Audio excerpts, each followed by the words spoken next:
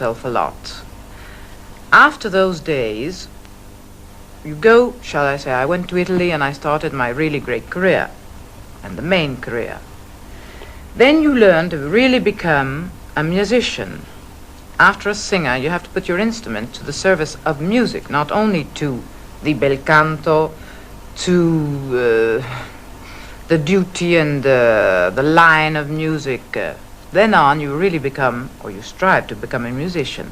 In other words, the main instrument of the orchestra. Yes. Which is probably, not probably, it is exactly the meaning of prima donna. Prima donna would be first woman. As you are a woman, you are the prima donna of the performance. And all this you were learning, really, at the time you first went to Italy? Yes, I learned that with Maestro Serafin. I've always thought that was the one lucky thing that happened to you. Yes, that was one of the many lucky things, and maybe the really lucky things, because he taught me that there must be an expression, there must be a justification. He taught me exactly the depth of music, And this was the justification of music. That is where I really, really drank all I could from this man. He was, after all, the first maestro you worked with in Italy. He was the first, and I'm afraid that he's the last of those kind of maestri. What I learned from Serafin was that you must serve music, because music is so enormous and can envelop you into such a state of perpetual anxiety and torture, but it is our first and main duty. He always found a reason for something. What he said impressed me was, when one wants to find a gesture, when you want to find how to act on stage, all you have to do is listen to the music.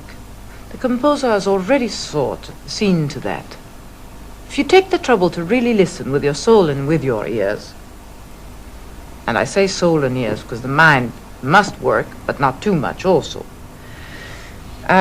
you will find every gesture there.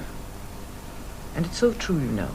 In fact, acting production is a musical thing in opera. That's what it is. Becomes It is the all basis of music. one reflex, usually.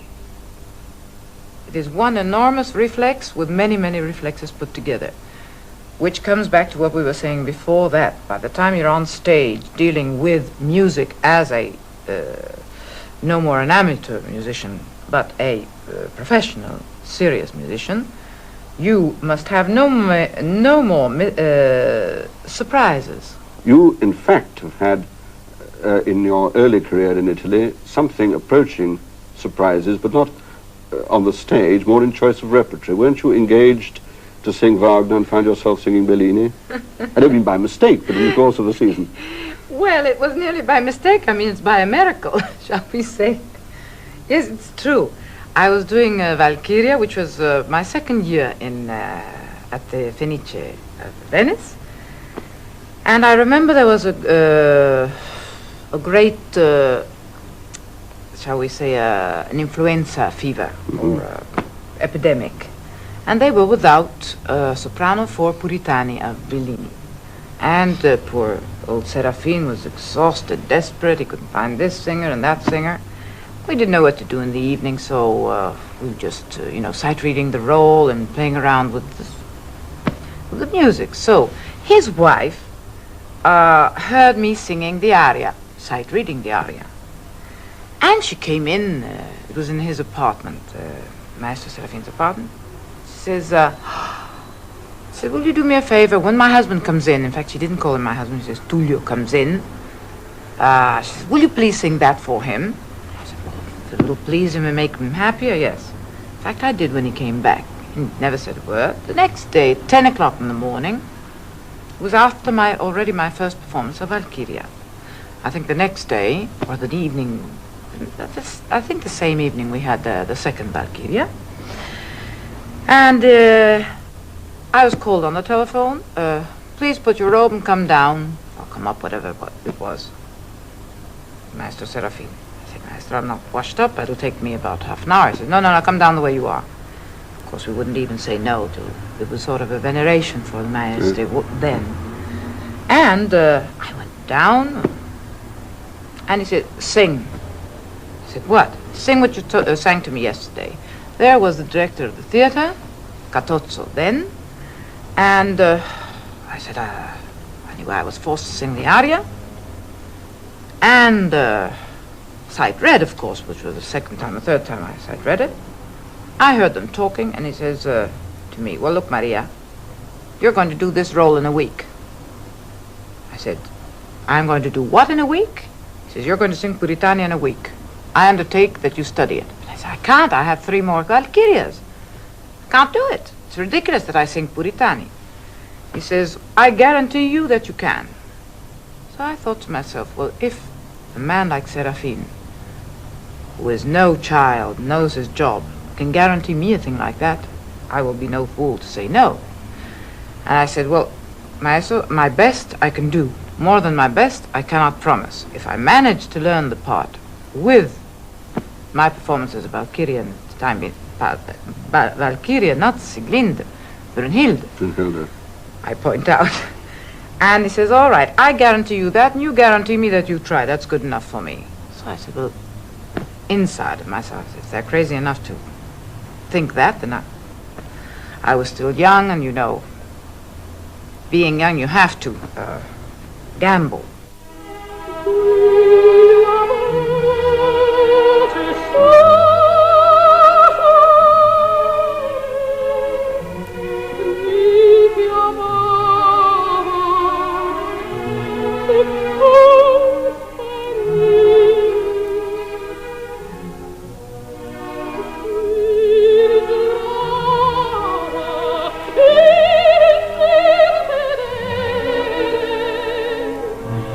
There is when my experience and my schooling days came handy. Yes. Because I was already prepared for all the tricks. You could have shocks, but not surprises. No surprises, and no shocks even. Because, you see, Wagner is much easier to sing, frankly. In a way, yes, of course. In every way. When I used to sing Isolde and I used to sing Brunhilde, there was no comparison with the Bellini roles or even the Donizetti, because they're much less exposed and much less difficult. But the basis is the schooling of bel canto, to sing whatever you sing. When you get a new role, a new part Yes. suggested to you, will you sing, will you consider singing such and such an opera by so-and-so? What happens to you then? Well, then, it's a very matter-of-fact. You really have to put your feet on your ground and be very matter-of-fact in the beginning.